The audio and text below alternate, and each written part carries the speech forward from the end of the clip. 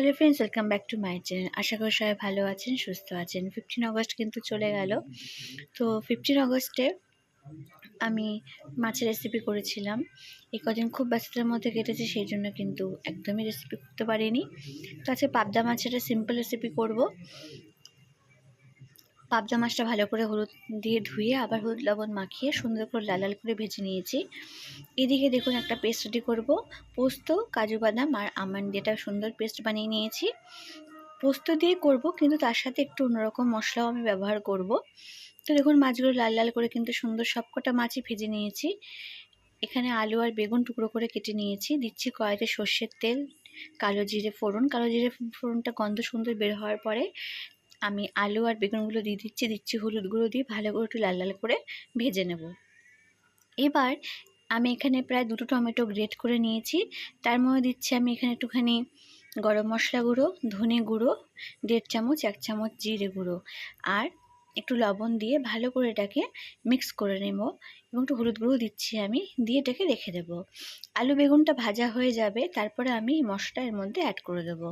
তো দেখুন আলু বেগুনটা ভাজা হয়ে গেছে। মাঝখানটা একটুখানি ছড়িয়ে আমি আলুটাকে তার মধ্যে দিয়ে দিলাম টমেটো, আদা, জিরে গুঁড়ো, ধনে গুঁড়ো আর একটুখানি গরম মশলা গুঁড়ো।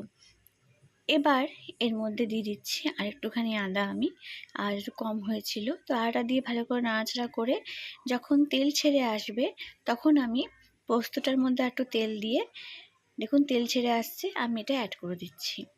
এটা কিন্তু খেতে ভীষণই ভালো হয়, একটু অন্যরকম হয়। অবশ্যই বলবো এভাবে একবার ট্রাই করার জন্য। পোস্ত দিয়ে কিন্তু কন্টিনিউ নাড়তে হবে, যেহেতু বাদাম রয়েছে এর মধ্যে। ভালো করে নাড়াচাড়া করার পর দেখুন পোস্তটা দিয়ে তেলও ছেড়ে আসবে এবং সুন্দরভাবে কষানো হয়ে যাবে।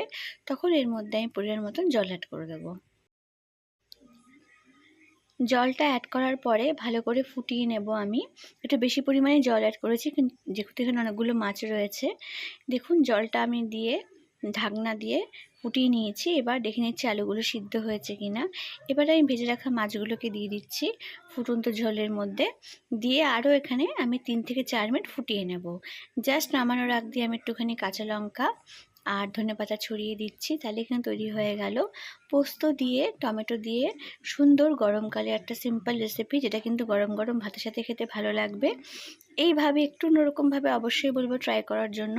খেতে কিন্তু খুব স্বাদ হয় এবং কোনো গেস্ট আসলেও কিন্তু এভাবে আপনারা রান্না করতে পারেন। পাবদা মাছের ঝাল বা পোস্ত বাটা, সর্ষে বাটা সব রকমই আমরা খেয়ে থাকি। তো এইভাবে বলবো ট্রাই করার জন্য। সবাইকে ভিডিও দেখার জন্য অনেক thank you. Please support my channel, subscribe my channel. সবাই ভালো থাকবেন, সুস্থ থাকবেন।